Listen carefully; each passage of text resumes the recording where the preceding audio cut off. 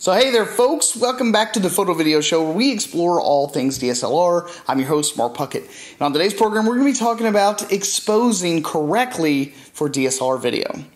Now the reason I'm doing this is because at least once a week I get some D-bag, one of my viewers always going, "Hey Mark, the right side of your face is overexposed." And I'm like, dude, I know, I do the show by myself and I don't want to take the extra time to get out this damn thing and expose the thing correctly and then do the color correction, the levels and the things, and it just gets to be a hassle. When I'm just trying to pump out a YouTube video, I really don't mess with it, but I do realize that it's an important piece of knowledge to have, and I'd like to share that with you all right now so that you guys can not get hassled like I do each and every week. So consider this video more like a public service of sorts.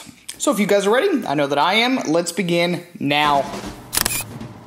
Okay, so the first thing we're going to want to do is get your camera on a tripod, and then go ahead and get your lights where you want them, and then set up your gray, white, and black card, and this will help set your balance, and that's essentially what you want. You want it to balance everything out, your blacks, your mid grays, and your whites, and that way everything else will kind of balance itself out. It'll look decent and you won't have any overexposure issues. Now, here's what overexposure looks like.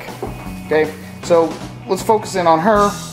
Everything seems to be fairly well lit. And then as soon as you go over to a window, the camera automatically starts compensating for the brightness coming through the window and then darkens everything else. Or like when you turn into this light. But as soon as you turn away from it, see, it immediately starts to brighten back up.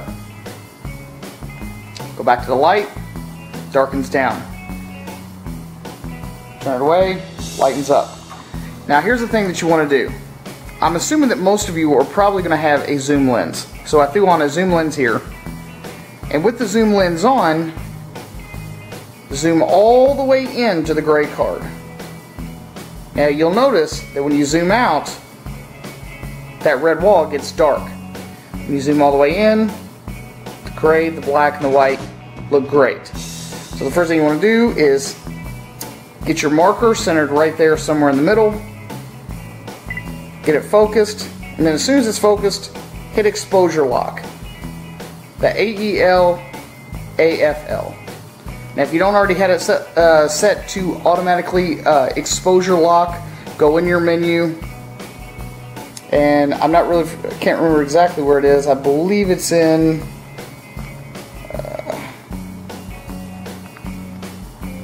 AE lock here. I think it's all the way down at the bottom.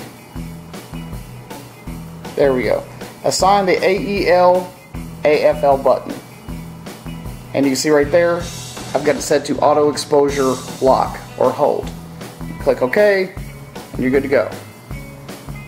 Alright, so now that you're all zoomed in and you're locked down, you'll notice that you'll have an AE lock right there. Alright, then you can zoom back out and you'll notice that the windows are all blown out, and that's exactly what you want.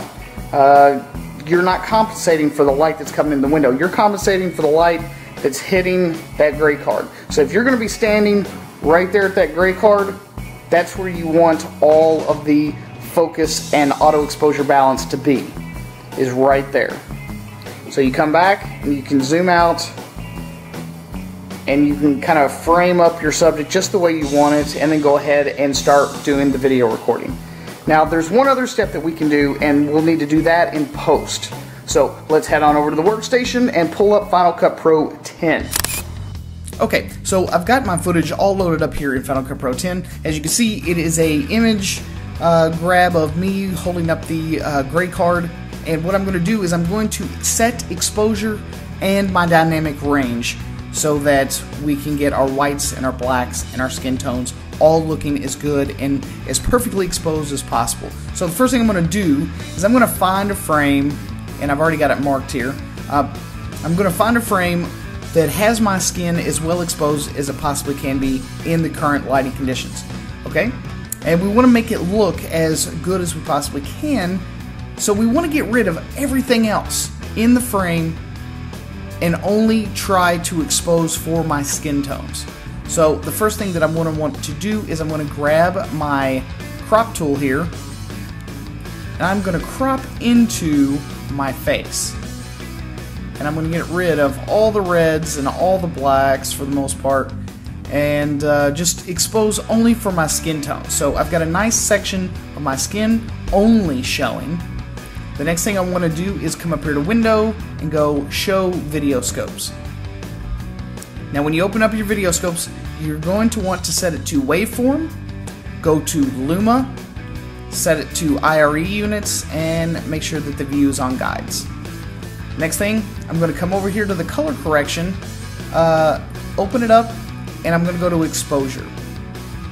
Now for my particular skin tones, I usually want to be somewhere in the ballpark of 60 to 75. That's generally where I like to kind of keep it. So 60 to 75. But as you can see right here, the bumps on this waveform are coming up above the 75 line. So what I'm going to do is I'm going to take the universal puck here, the global puck, and I'm going to drag it down until these major bumps are somewhere in between 75 and 65. And that way I know that the skin tone somewhere ought to sit anywhere from between 60 and 75. So I've got everything pretty much contained in the area that I want it. And that's it. It's that easy. You've now exposed your footage for your skin tone. Now, go back out in the inspector panel and see the crop adjustment here. Just hit the little arrow button and reset that crop. Okay? Now, as you can see here on the window, there are no details in the blacks. The blacks are actually being crushed. Your black line is the 0 line. Your highlight line is the 100 line.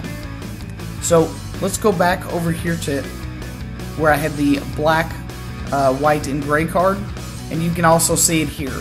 The blacks are actually below the 100 line, and the highlights are too far away from the 100 line. So let's go here and let's add another adjustment. So you click the plus button over here, add correction, and let's go into correction number 2. Well, the first thing I want to do is I want to bring up the highlight some and get rid of the crushed blacks. So I'm going to raise the global puck just until the bumps on the waveform are just above the 0 line. I'm going to add a little bit more and get it off that black line so they're not as crushed. And I'm going to increase my highlights just a little bit so we can bring this white a little bit closer to the 100 line. And bring it back just a little bit.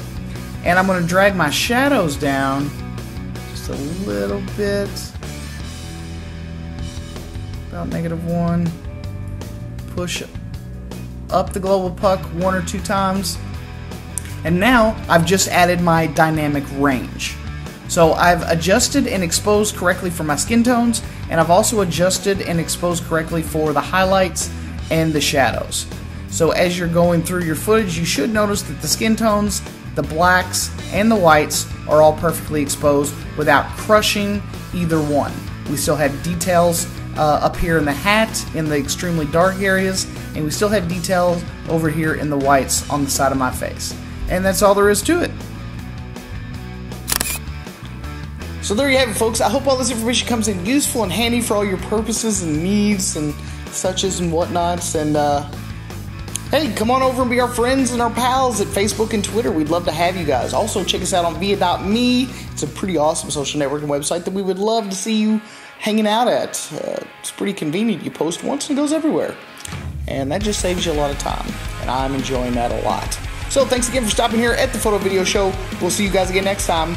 Bye-bye.